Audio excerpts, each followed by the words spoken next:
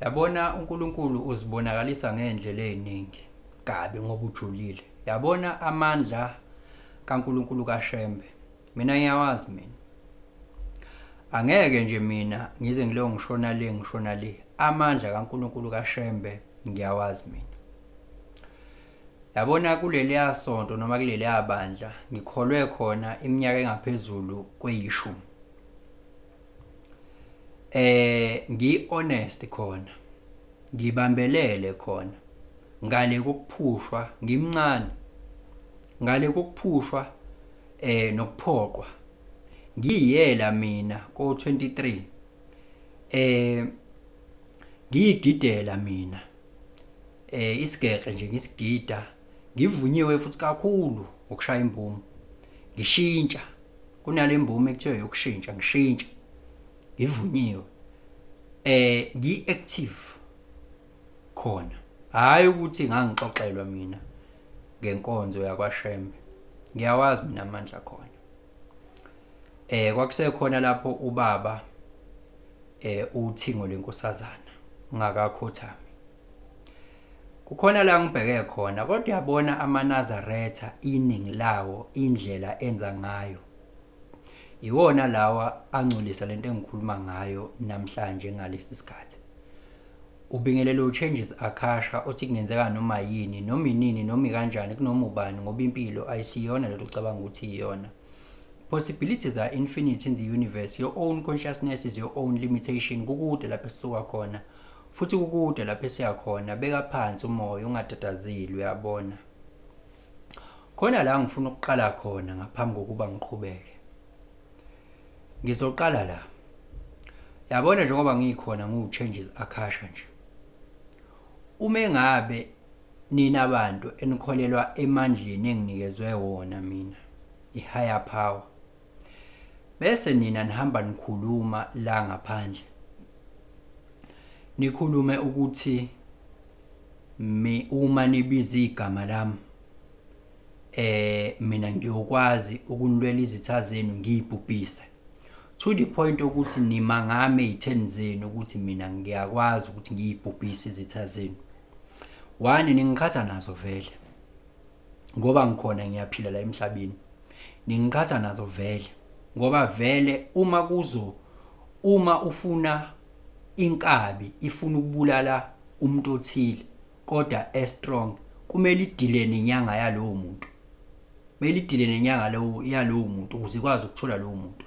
So kusho ukuthi uma nina nimangame ebantwini ngaleyo ndlela, ningikhatha nabantu ukuthi abantu babuye bangabhekani nani, bebhekane nami ukuthi yimi emele bebhekane nami, besho zonke izinto lezi ngami. Kanti nina ningikhatha nabantu, nithi manixabana nabantu bese nina niqanganisa ngami. Yona into eyenzekalayo-ke leyo kwaShembe. Kwi-experience yami ekukholweni kwaShembe, kwi-experience yami ekukholweni kwaShembe, hhayi wonke amaNazaretha, kodwa akhona amaNazaretha akuyiwona angcolisa uShembe nobuNazaretha. Ngoba uyabona ngokwami, mina ngikaze ngizwe ukuthi uShembe utheni ebantwini esizweni. Angikaze ngizwe ukuthi uthe uShembe yena ucela ukuba uNkulunkulu yini, noma ucela, angaze ngizwe izinto eziningi mina ngaye uShembe ukuthi uthi akwenzekeni ebantwini. Abantu abarepresenta inkolo yobuNazaretha kabi, ibona abantu based on the experience nje engibe nayo. Athi uShembe uzokwenza ukuthi, uShembe uzokwenza ukuthi, uShembe amandla kwaShembe njengoba ngithi mina ngiyawazi. Mina ngangikholwa kwaShembe, ngazi amandla, ngiphinde ngithandaze ngithi uNkulunkulu kaShembe. Mawuthi uNkulunkulu kaShembe usuke usho ukuthi uNkulunkulu lo owangena nowafika kulo muntu owazi wafika nobuNazaretha. Kusiqu somuntu awekho amandla akulento, inyama lento le. Kunomoya namandla angaphezulu kuyiwona angena kumuntu. Yabo njengonangu changes Akasha. Changes Akasha lo ayikho into ewuchanges Akasha le uma mina ngingama la ngithi khona into eyimi ngingapheleleze ngoba amandla engihamba nawo ekuyiwona kumele ngiwahloniphe. Manje ke uma ngabe kuukuthi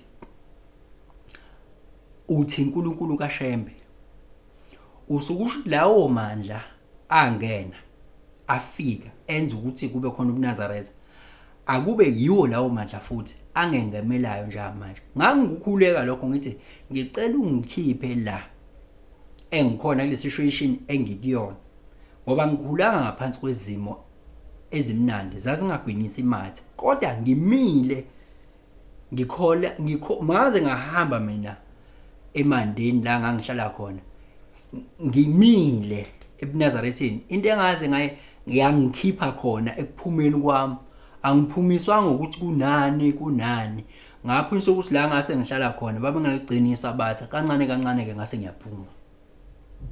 Hayi ukuthi mhlambe ngaxoshwa noma khona imikhuba engayibona noma ngangasakholelwana emandleni akhona. Ngangime ekuthenini baba wena uyazi ukuthi ngifunani, enza kube kuhle. Hayi ukuhamba ngithi ngiyoqanganisa.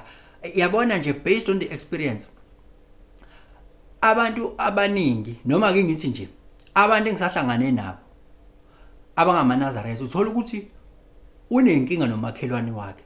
Thothi nje inkinga nje unenkinga nomakhelwane. Angazi ukuthi kuba khona inkinga between umuntu okholwa kaShembe nomakhelwane. Angazi ukuthi inkinga ifika ibe kuphi.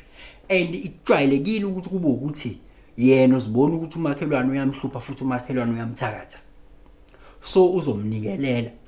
Ngizokunikelela embengeni, ngizokwenza nizo bantu. Mina ngikholeliwe emandleni akhona. Ibona abantu abangamaNazaretha abadayise wrong uShembe nobuNazaretha based on my experience lento engikhulumayo. NgokaShembe nje uthola ukuthi uShembe akashilo lutho, ukhomba indlela kumaNazaretha. maNazaretha nansi into ekumele niyenze, nansi into ekumele yenze. AmaNazaretha ayahamba yaqanganisa ngoShembe. Kumele kwenzakaleni ke ngoShembe? Bazobuya abantu bazokwenza njani? Babhekane ngqo nosha engashilo lutho yena siqu sakhe ebantwini. Dayiswa yini? Dayiswa abantu abakhonza phi kwaShembe. Angithi ayizindaba. So ayikho inkinga uma ukholwa kaShembe uvala umlomo, uyeke ukuqanganisa, uyeke ukuthi abantu uzobanikelela, abantu bathinta wena nje, wena uzobenza. Abantu ibona ababe nenkinga. Phela kumele sibuye sikhumbule ukuthi kuyiqiniso ukuthi sikhuluma ngenkosi ewumuntu la ekhona ephilayo la emhlabeni. Yabo, kunabantu abakhona abaningi ngaba abakhona la emhlabeni abenza imangaliso. Abanikeziwe amandla. Manje labo bantu labo kumele siwahloniphe amandla abanikezwe wona bona. Kodwa ukusuka mina lobe ngiyamdayisa phela uma ngabe ngithi ake ngenze isibonelo nje, nanga uKing Bhaka. uKing Bhaka mina ngiyakholelwa kuyena kakhulu emandleni anikezwe wona yena. Ngikholelwa phi? Emandleni anikezwe wona yena. Kodwa mina bengabe ngizosuka la ngihambe ngikhuluma ngithi mina uKing Bhaka uzodila nawe. And for the matter of fact, uKing Bhaka is calling people into order. Laba abakholelwa kuyena ukuthi nina ngiyekeni msana ukungilwela izimpi, ngiyakwazi ukuzilwela izimpi ezizekimi. Noma bona mase bemhlohla ukuthi hayi King thina sicela ukuthi ubashaye laba ngoba manje sebekujwayela kabi. Uyena okhola people into order ukuthi kahleni ngolaka abantu ba-understandeni.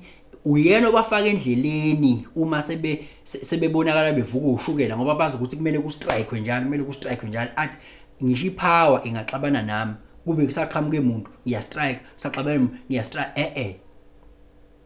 Ibona bantu uma unomuntu okholelwa kuyena noma ngabe kuthiwe umuphi emandleni anikezwe wona, ngiyacela ungahambi uma ngaye ngendlela errong ebantwini, advertise kahle ngendlela right. Hayi ukuthi uzoqanganisa nje.